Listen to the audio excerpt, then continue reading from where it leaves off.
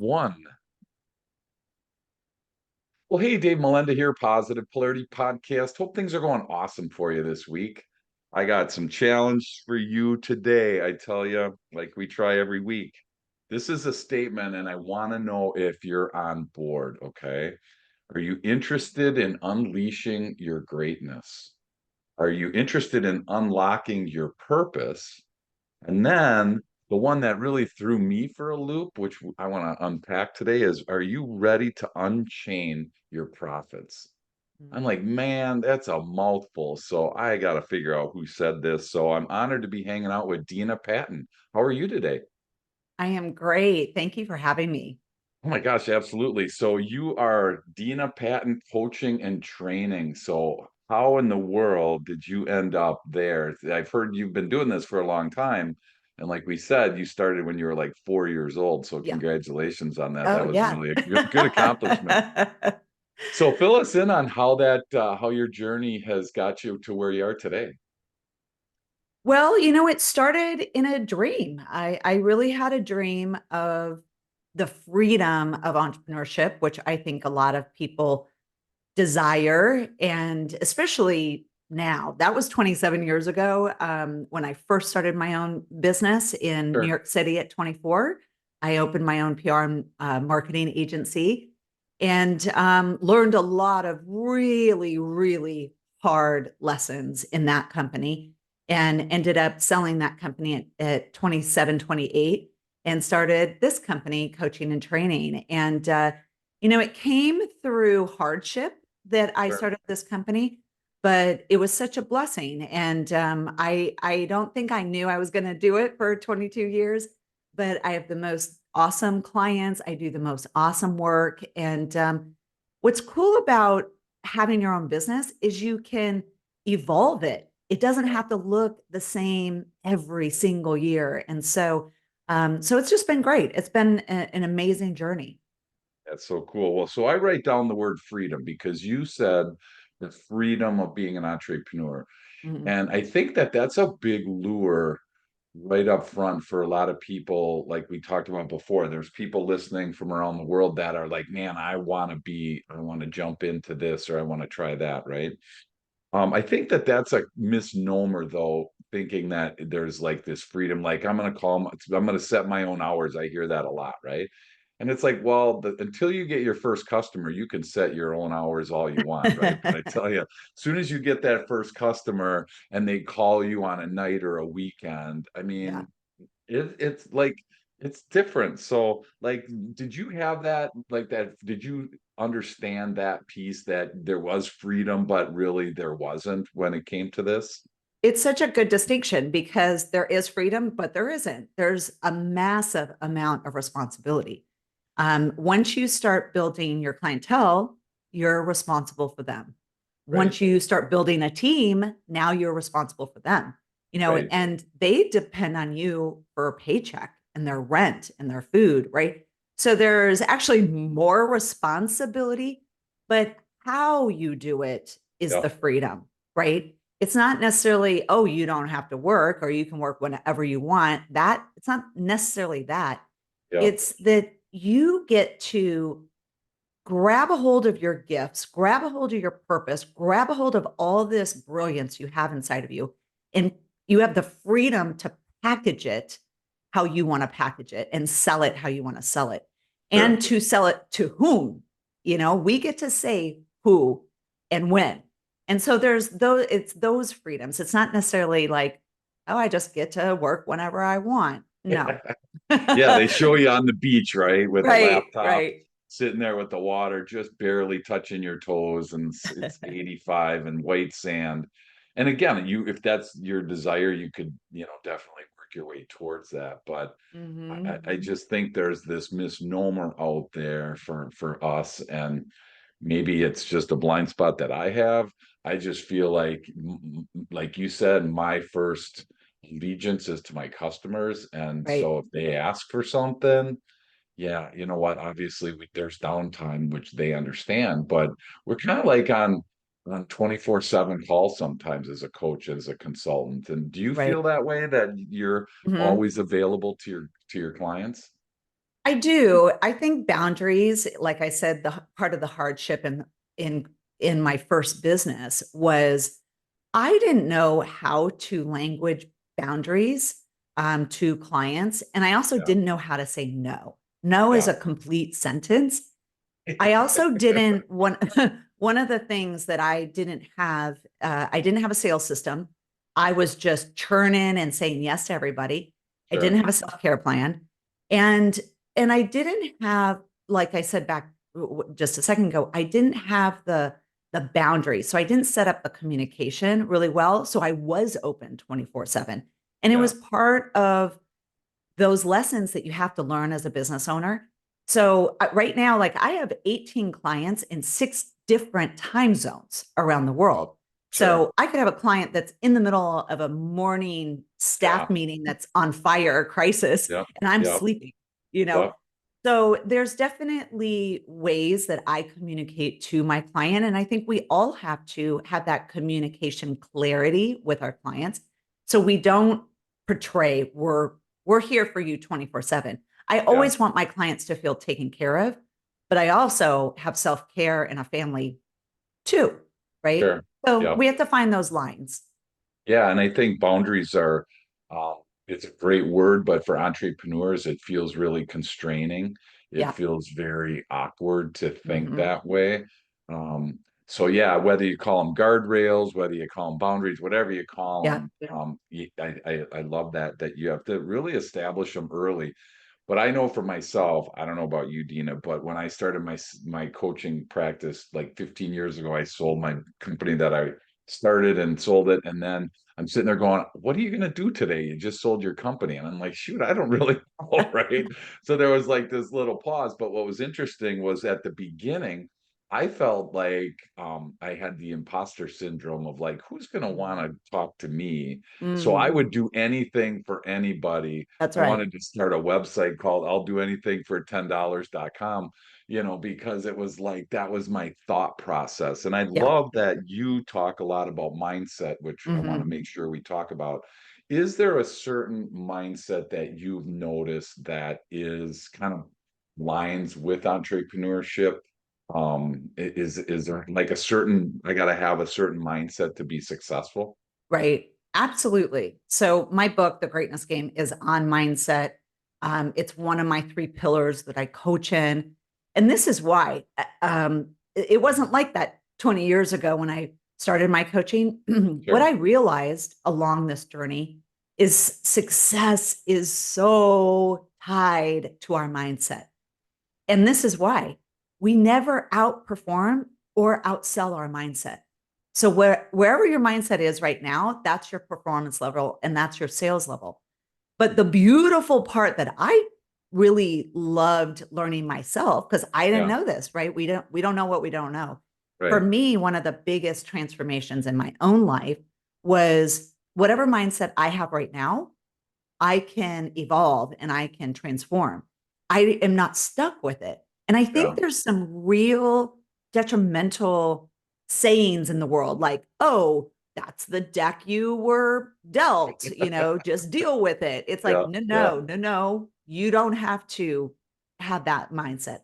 You can Yeah. evolve. And so there's a huge distinction between entrepreneur mindset and a CEO mindset. But I want to just address mindset in itself is Yep. when you're mastering a new mindset, you're mastering a new set of beliefs. A lot of people don't know that's really what we're doing. And it's not just like you say it once or you hope, it's not about hope. It's about, I used to believe this. Yeah. Now I believe this.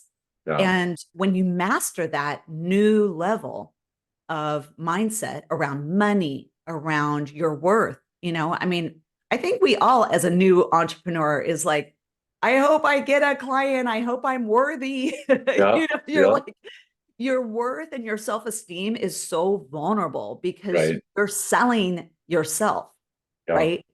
And it's really scary. And I think when we're in situations of vulnerability, we get really scared and insecure. And I think Right. that the clarity is knowing you are worthy of it. And and here's the beautiful part of having your own business. It's not about you. Right. It's about getting your gifts and your solutions to people who need it. It's about them. Yeah. So I think we just get so much in our head of like me, and I, oh my gosh, right? But when you can make it about them, who can I serve today? Who can I solve their problems today? Who am I gonna, unleash their profits today, right? Like Yeah. make it about them, and the frame totally changes. Well, and I mean, so that's like so fundamentally simple, but yet it's so ridiculously hard to do in my mind. And so I need Yes. your help in this because so I'm Yes. thinking about a belief. So I was raised, let's say that you don't talk about three things, okay? You don't talk about money, you don't talk about politics, and you don't talk about religion, right? Religion. So Yeah. those are the three things that for whatever reason, I don't even remember my parents telling me that, but I'm It's just guessing it given. was just there, right? Yeah. Well, and so, but yet now we're supposed to change that. But I want to bring it into like the real world because I was raised not to talk to strangers. Mm. Okay. Now, that when we would walk to school, right, 5 miles uphill both ways in the snow, we would walk to school and we were supposed to not talk to strangers. What in the world happened to when I graduated high school to my first sales job to where I'm in a room full of people and my, boss at the time's like, hey, go talk to everybody, right? There's like a belief of, hey, don't talk to strangers. How do I refix that or recalibrate that? Because it's going from like one extreme to the other. Hmm. So, what Hmm. feedback do you have, Dina, on that? And maybe it's just me, but answer help me out, and hopefully somebody along the way will be able to identify with this. Yeah. So I think one of the exercises is I use the analogy of smallness mindset and greatness mindset. Okay. And the smallness mindset, we all were born with both. We were all born with a smallness mindset and a greatness mindset. We get to listen to which one. And it just becomes a habit to listen to that Mm, smallness because the whole job of our smallness mindset is safety, survival, comfort. The yeah. number one addiction we all have is comfort. We love comfort. It feels so good. It's safe. We're not vulnerable. We're not, you know, being out there in the risky world. But guess where our goals and our dreams are? Not in our comfort zone. So Yeah. we have this internal war of like, I want this life, this revenue, this bigger client, this goal, this weight, whatever it is. But both of our feet are like cemented in all the habits of comfort and Sure. survival, right? So here's the game is be willing to be in the greatness game by choice, not by default or just hoping. Again, hope is not a good strategy. It's Yeah. like and they always say, write out your goals. It's not even goals. It is a game. Like this is mindset in a game. Here's what I want over here in greatness. But here's the habits that I'm in smallness. When you consciously can see them on a piece of paper, it helps because we're pretty visual. And Sure. you make a choice to start playing the greatness game. And back to what I said earlier, it starts in our mindset. We start believing I can start a business. I can go from 1 million to 5 million. I can get married to an amazing, healthy person, right? Whatever the goal is. Sure.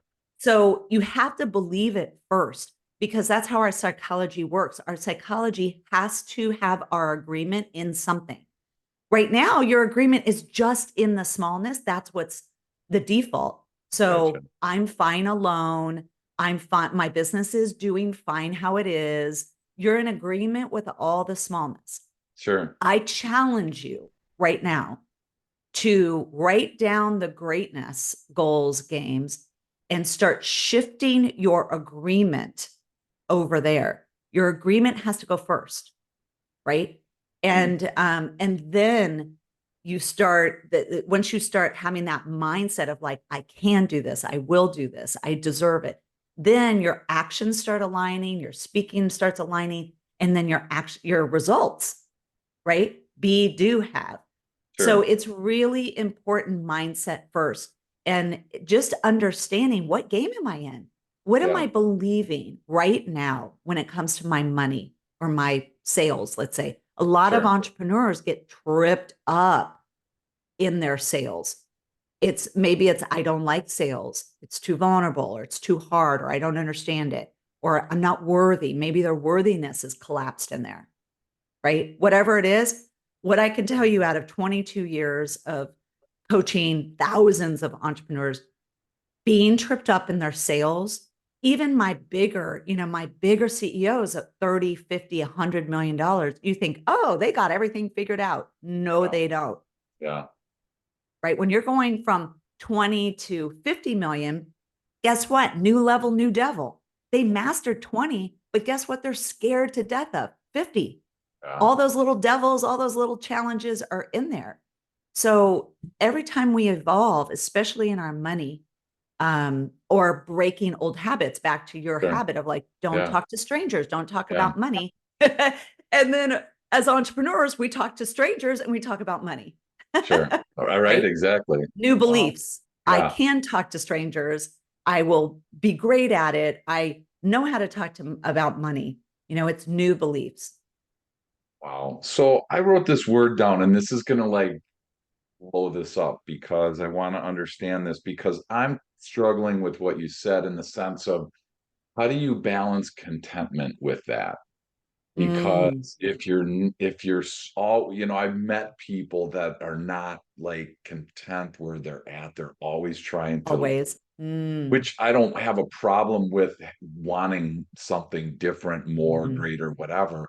But there's that uneasiness around them. They're not happy. They're not enjoying where they're at right now. Yeah. And like for me personally, there was a neighbor that built this big house across the street from me. And he was retired. And, 6 months into his retirement, he had a heart attack and died. And he spent his whole life getting to this spot, and he could only really enjoy it for a really short time. So Mm, I'm just curious, Dina, how do you put contentment into that to kind of ground yourself? I'm just yeah. curious how you look at that.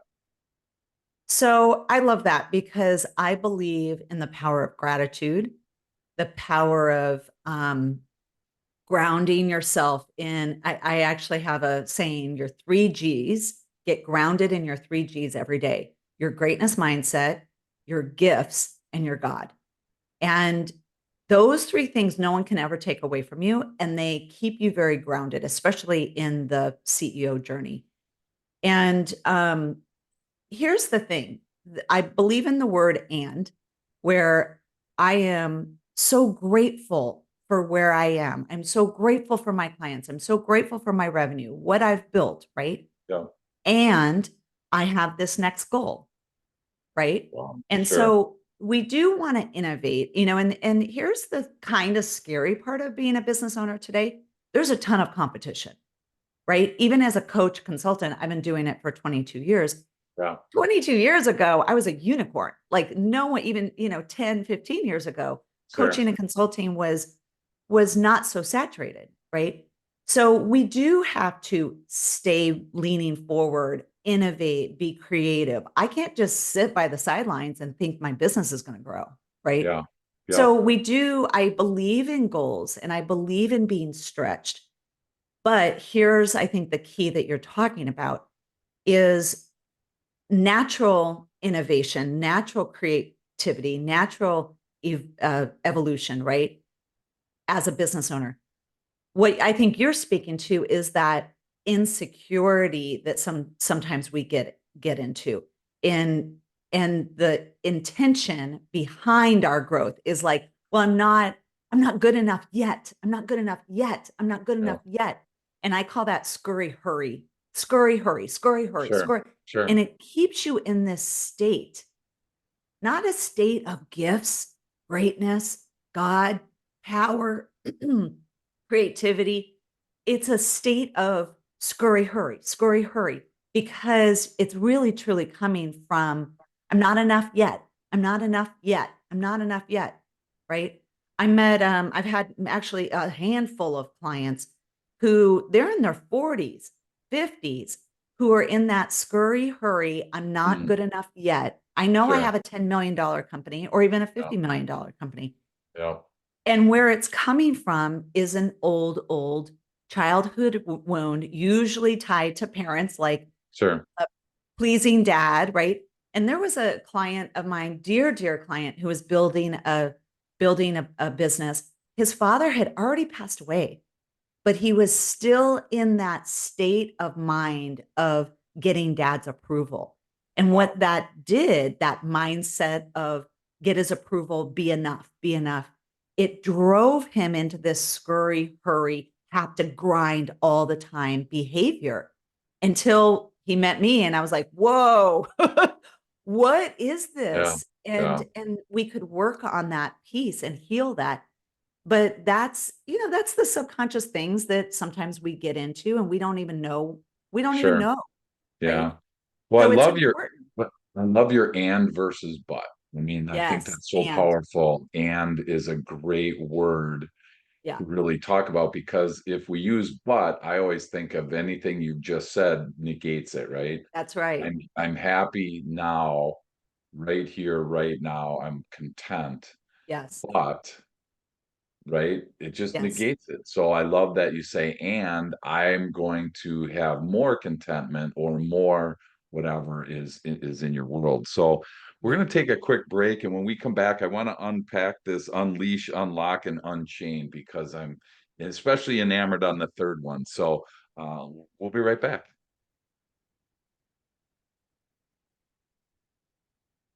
Welcome back. I'm honored to be hanging out with Dena Patton, author of The Greatness Game. So, what a cool word. I didn't even know what those meant until you started sharing that. So, and I love the fact that greatness game is by choice. So, right? Yes. Exactly. So, for those of Total you that are, intentional. yeah, those of you on YouTube, you can see hashtag greatness. So that's pretty cool. So, oh, greatness game. I'm Yeah. The sorry. whole thing's there. The whole thing. Hashtag greatness game. So, so yeah. So in preparation for today, I started to see this unleash, unlock, and unchain. Hmm. And so, I want us to I want you to help us with that. Um, I think, and I try to remind myself of this and every week and my guests, because we're talking to people that are so they're like they have to pay rent, they have to make sales quota, Yes. they have to write. There's these things that are there. And so this stuff that we talk about is almost like another layer. And sometimes we don't get into this because we're too busy selling something. We're too busy, and I'm not justifying it. I'm just saying that kind of is reality. So how in the world do you think about unleashing greatness in the midst of your day-to-day job that you're currently doing? I'm just curious on that one.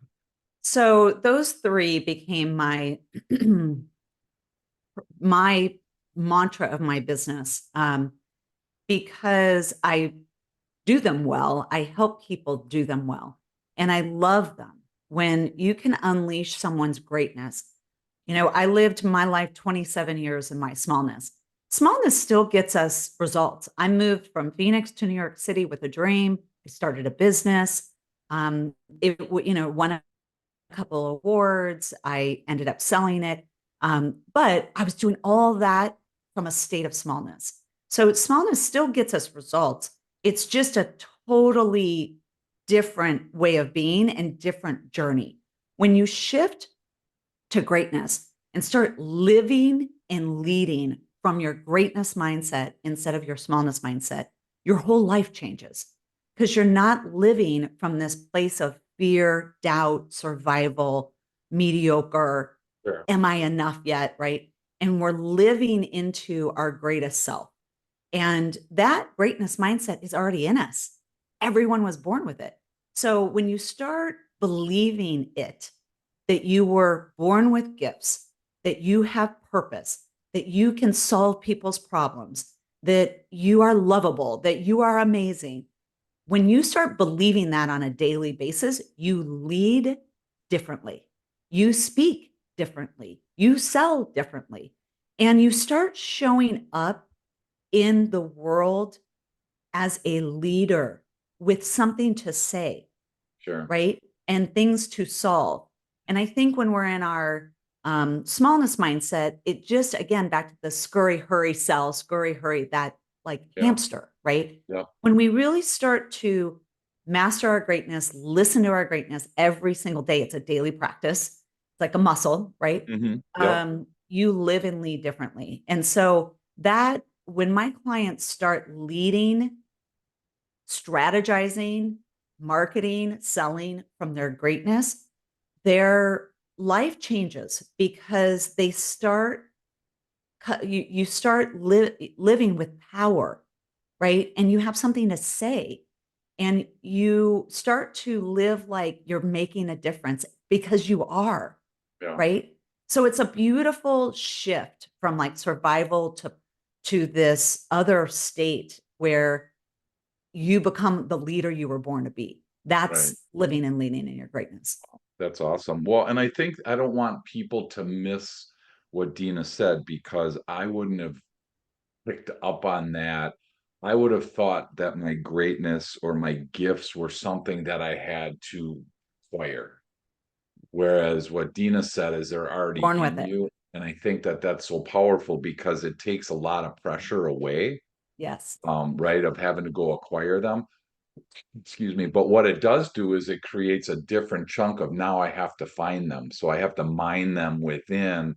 Sometimes it's easier, Dina, to just buy them on the bookshelf, Right. right? Go and buy them at the Yeah, store. exactly, right. But I think the other piece which is powerful there is we both are doing a lot of assessment work. And so in whether we're in DISC or whatever assessment, there's always a thing there that helps you understand what you're good at.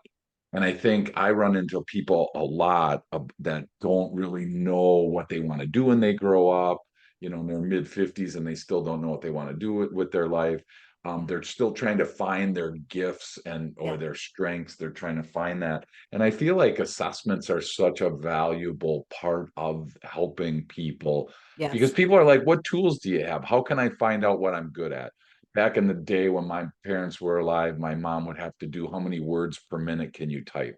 That was like the whole thing, right? Right. If you were Yes. at 50 words a minute, you were like rock star, I think. I don't know if that's the right number, but the so much of that has changed. And so my question is from an assessment perspective, do you notice that as well, that like assessments can help us find what those gifts are if we're struggling with that?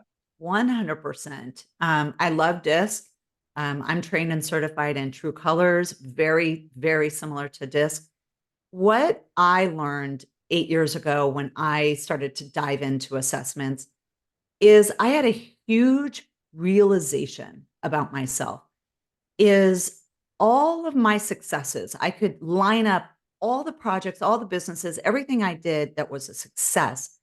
And I could see the clues, the consistency, right? My gifts were showing up and courage was showing up in all those successes. I could line up all of my failures, which I've had a lot, right? And there's always fear under there, lots of smallness, lots of fear, and not a lot of gifts.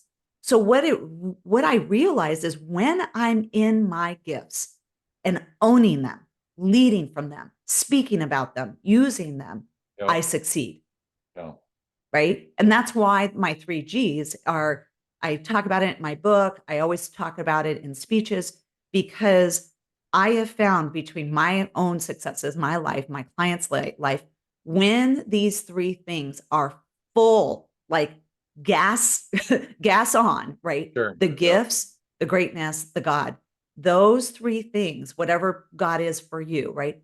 Those three things are where the greatest impact and the greatest income is in those three. And that's what that second piece of unlock purpose is all of these exercises around 3 Gs. Because, I know that I didn't really know, I couldn't articulate my gifts until I started doing more assessments and really pulling back and looking at my habits, my leadership style, my communication style, like what is working about me and what isn't, Yeah. you know? So I think it's so powerful to know your superpowers and start to understand and unpack your gifts. And because that is where your income and your impact are going to quadruple, Sure. right? And that can be so fun to kind of really start thinking about, wow, I have a superpower. What is it? I'm really good at something. I think there's some real healthy exploration there. Yeah. I have to say, as a high D, I am really struggling with finding the patience to do that exercise because I want it right now. D people want results like right now. Okay. So I'm willing between here and the store, Dina, to drive and think about it. But by the time I get to the dang store, I better have an answer, right? And when there's dead silence, it's like, man, that's it. Then I'm just going to go back to the way that I was. So I just want to encourage anybody that's listening that if that, don't give up on it. It's Yeah. there. It just takes a little bit of work. And I don't know, was it easy for you in your journey, Dina, to find those pieces? Did that come natural for you? I think I had a couple major times in my life and in my journey of an entrepreneur where I started to understand, when I sold my first business, I had a minor stroke and I had to learn how to speak again. Oh my And gosh. my business almost killed me because I was doing a lot of things. I was saying yes to everybody. I was exhausted and working 15 hours a day. Two, I had no self care plan. And I Yeah, didn't have a sales system and plan to create predictable revenue. Those were my three biggest mistakes. sure. And it drove me into the ground. And it really, I look back, and although it was a business, it was really more like a hobby without those three. And so, Sure. I had to learn. That was my first time hiring a coach, and I had to learn about myself and go, whoa, what Yeah. am I doing wrong? I'm obviously doing things wrong. And then I was doing some things really right. And that was Yeah. my first time. I think I was 28 years old. I Oh, did it for the first time. sure. And then I did it about 8 or 9 years into this business. I wanted to take this business to a whole nother level. Sure. And here's the thing about taking a business to another level. You go to another level, then your Hmm. business follows you. If you're Yeah. not willing to do the work, it doesn't work out very well. Sure. Right. So that was my second time of like, okay, this coaching and training has been amazing for 8 or 9 years, but I want to go to a whole nother like global level, start speaking, do a book, right? Like Yeah. next level. I had to dive deep into my own work, my own mindset, where my beliefs were, elevate my beliefs, invest more into my coaches, my mentors, my journey, my team. And then it happened again about 8 years ago. So Yeah. there's about three times that, Gotcha. you have to do your own work. Yeah. Wow. Well, and your third one is unchain the profits. And without the profits, a lot of what you said, if we have no money, it's really hard to get a coach. It's really hard to do a lot of this. So, it's this is a great spot to really help me understand, actually unchain. Yeah. Because like unchain means in my mind, I'm just going to share what it means to me, Yeah. is that it's there. Yes. Okay, but it's chained up. So it's already there, which I think is a real unique way to think about that because I always think about the profits in my customer's pocket or soon to be customer's pocket, whatever, right? And this is kind of forcing me to look at it different. So why did you pick Unchain? I'm just curious why that word, if there was something special there from this. Well, you picked up on it. It's already there. It's just chained. It's Yeah, just I can't tell you how many times people come to me. It doesn't matter if the profits are at 300,000 or 3 million or 30 million. I've yeah, had all three. Um, but they're chained. They're stuck there, right? And they might be saying things like, "Oh my gosh, my revenue is just it's been like this for 2 years or 5 years. I cannot get it to move. Yeah. Right. Yeah. So it's not that it doesn't exist. It's there. It's just stuck at whatever level you're at. And here's why it's stuck at whatever level you're at. There's two main things that are missing. One, your mindset is stuck at that level. I remember a woman from New York City who came to me and said, I have been stuck at the $300,000 level for 3 years. I cannot get it to move. I am trying to be $1 million company. Long story short, it was her mindset was stuck at that 300,000. She was being how she was showing up was a $300,000 CEO. She was not thinking, strategizing, or being $1 million CEO. And let me tell you, there's a huge difference between being a $300,000 CEO Yeah. and showing up like $1 million CEO. And Sure. so that we had to shift her mindset and who she was being and how she was leading first. The second thing, really important, and it goes into unchaining the profits, is a very clear, simple, and powerful sales system. A lot of people wing their sales. It is No way, crazy to Dina. me. That's not true. Come on. Every company in the world has a intense 42-step sales process. You know it, I know it. Oh, no, it doesn't have to. I believe in simple because I Right? am right that DI, right? I don't want long process. I mean, I teach systems all day long, but I Yeah. keep them real simple. But I've met so many business owners that when I say, okay, tell me your sales, like what are your funnels, what are your sales systems, what are your steps? Yeah. When someone is interested in you, tell me your steps. They can't. Yeah. And here's the powerful thing about this: clarity moves the train, confusion derails the train. And Yeah. we know confused minds do not buy. So you've got to have clarity in your sales steps. You don't have to call it a sales system if you don't like the word system, but Right. you have to have clear steps in how people buy from you. And you have to know how to lead that process. You can't just go, oh, people find me and they sell themselves. It just doesn't Yeah. work. It might work for 1 out of 20, Right. right? But you're not going to unchain your profits without clear sales process or steps. So Yeah. that's what I would say is check your mindset. What is your mindset believing your revenue and what you're worthy? And again, let's shift it over to greatness.